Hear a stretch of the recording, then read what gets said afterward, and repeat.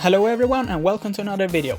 Today's topic is Solar Beam Groudon, which is a very spicy and interesting pick for the Masters League. And if you've seen the latest infographic from PvPoke, you know that Kyogre is the highest performing Pokemon in Masters League right now.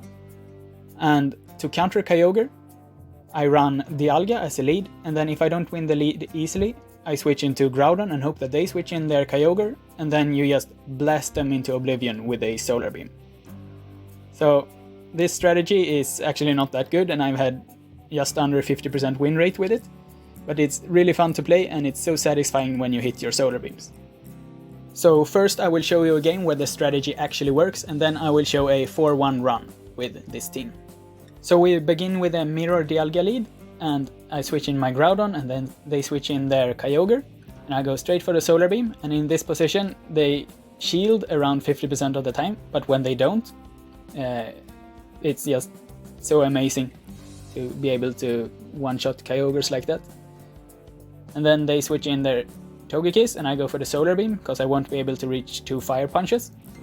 So the Solar Beam will deal more damage if it connects. And then I can farm this thing down with Heatran. They try to catch my charge move, but I see the switch and I'm ready for it, so I use my Flamethrower instead. And since Heatran just have so great matchups against both his Dialga and his Togekiss, I'm not going to shield my own Dialga and just use my own charge move as late as possible so that I don't get farmed down by Togekiss. And then I can just finish this game with a Iron Head to take out this Togekiss. So that's how it looks when the strategy goes perfectly. So now I will show you a 4-1 run with this team, and my first opponent is Biseo, and he leads with Togekiss. So this is not good nor bad. I cannot switch out, because I don't want my Groudon to go up against the Togekiss later in the game, but I will be able to force both of his shields if he wants to win the lead. So that's what I do.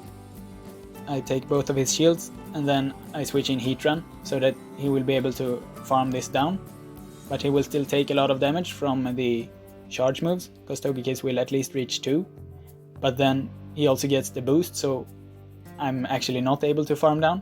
I need to spend my energy here on the Iron Head, so that I don't get completely demolished. And then he sends in his Groudon, and I switch in my own Groudon, and this is another situation where the Solar Beam is better than Earthquake, because Solar Beam one-shots the mirror. So there you saw it put in some work. Always fun to hit a Solar Beam. And his last Pokemon is Dialga, so this is over. Both Groudon and Heatran has favorable matchups against the Dialga. And I also have a shield left. So since I'm just out of Iron Head range, I won't shield that. And then I will be able to take down the Dialga. So that's a nice first game.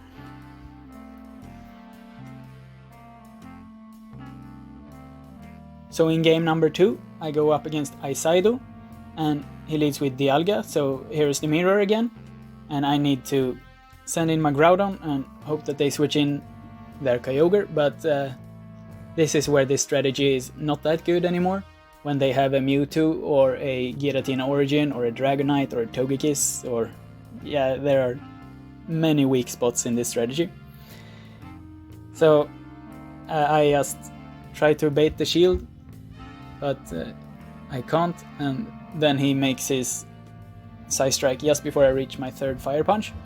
But I will be able to farm him down with Dialga before he reaches another charge move, and he has got Groudon in the back, so this is a terrible spot for me. I pull this move sometimes when I'm way behind, that I just switch for no reason, because sometimes my opponent also switches, and then I would have been in an okay situation since I had Heatran against his Dialga, but this situation is just terrible, so I don't really have any chance left to win the game, unless he for some reason slips through the Draco Meteor, but I don't really have enough HP, and he also has a charge move right here, so I didn't really stand a chance there. Next up is Joao Vigmer in game number 3, and he leads with Groudon against my Dialga, so this is a bad spot for me, but I can still switch in my Groudon and hope that he stays in so that I can beat it with a Solar Beam. But instead he switches in his Giratina Origin form, and now I will just go for the baits, because I really want him to use his shields, and I get one shield at least. And I'm not revealing here that I have Solar Beam, because if I do, then he will for sure not shield again. So by not using a charge move there, I'm forcing him to use his lost energy.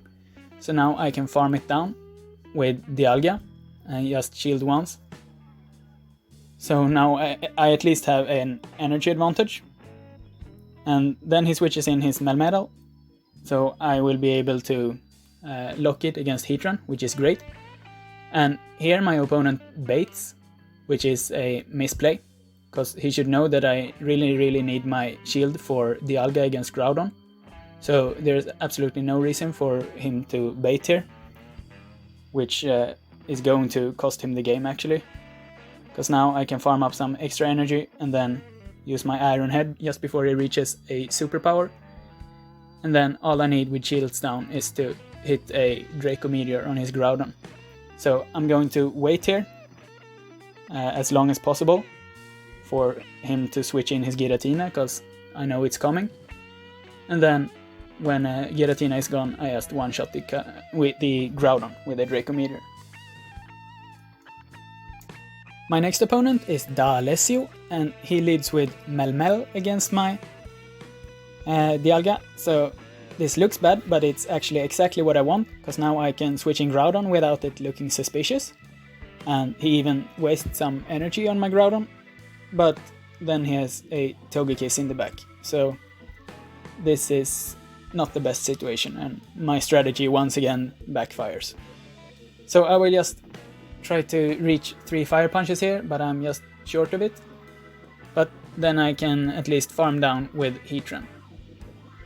So unfortunately my opponent get a boost here, so I won't be able to farm down all the way before he reaches a second charge move, which hurts much more.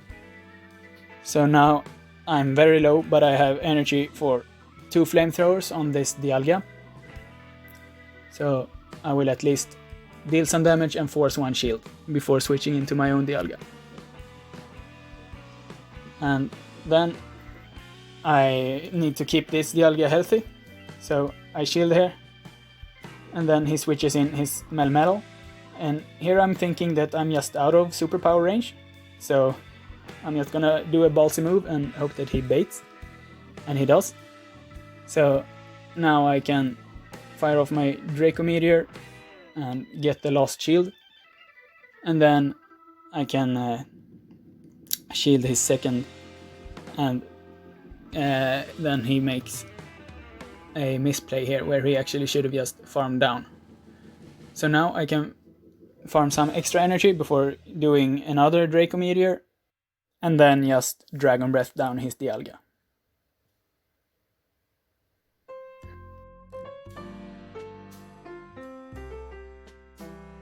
And in the last game I go up against Napokichi, and this is by far one of the most interesting games I've ever played in Go Battle League.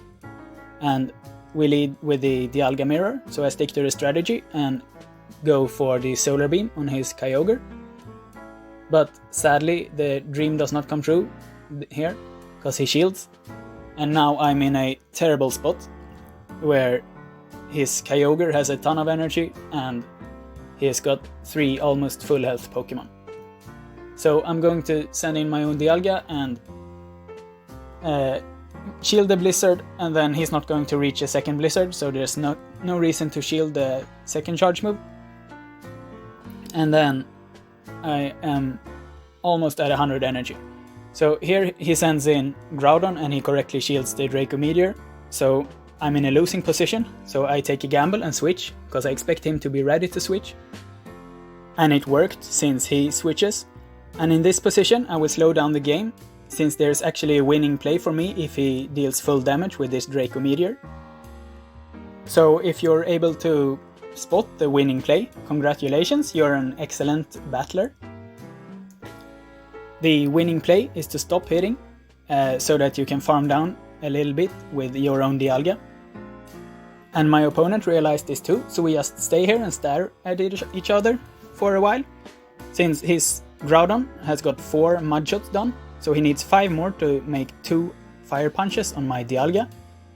And my Dialga has 35 energy, so it needs 5 seconds of Dragon Breath to reach the Draco Meteor. So we just stare at each other, and since I made the switch first, I get my switch timer 1 second earlier, and I'm able to farm down his Dialga and then fire off my own Draco Meteor against his Groudon right before he reaches his fire punch. And that's it. Thanks for watching.